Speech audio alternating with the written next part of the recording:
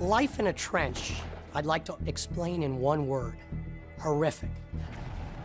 It's mud, it's death, it's rats, it's stench, and soldiers develop an attitude in a trench that everybody is going to die. Life in the trench was abysmal. There were several lines of trenches, and the front line trenches, of course, were the most dangerous because they were constantly under fire. Into me! The Germans dug assiduously, building dry, safe, and comfortable trenches for themselves with bunkers that actually had electricity and sometimes running water. The British and French, who were convinced that they were never going to be there for that long, didn't spend nearly the same effort, and so their trenches tended to be muddy and wet and not that safe. Disease ran rampant. It was very difficult to get any sort of sleep, a decent hot meal, keep your clothes dry, and more importantly, to keep your sanity. There were so many health problems of just simple disease that took much more men out of combat than direct fire.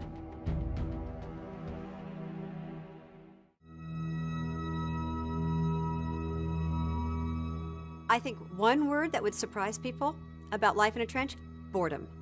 A lot of time is spent just sitting, cleaning tools, and being scared to death the battle's going to start any minute.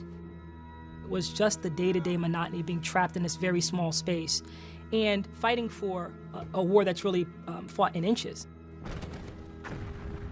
The idea of open warfare, of fighting out into what they called no man's land, wasn't working. The technology of the war had advanced so much with machine guns, artillery that could lob shells a mile. It became mostly a defensive war early on, and as a defensive war, you wanted to protect your troops, so the miles and miles of trenches were built. There were often bodies buried in the sides of trenches, bodies lying out in the open in front of the trenches. The soldiers were experiencing not only the war that they were fighting at the moment, but the war that had been going on throughout those trenches for all of the years of the war.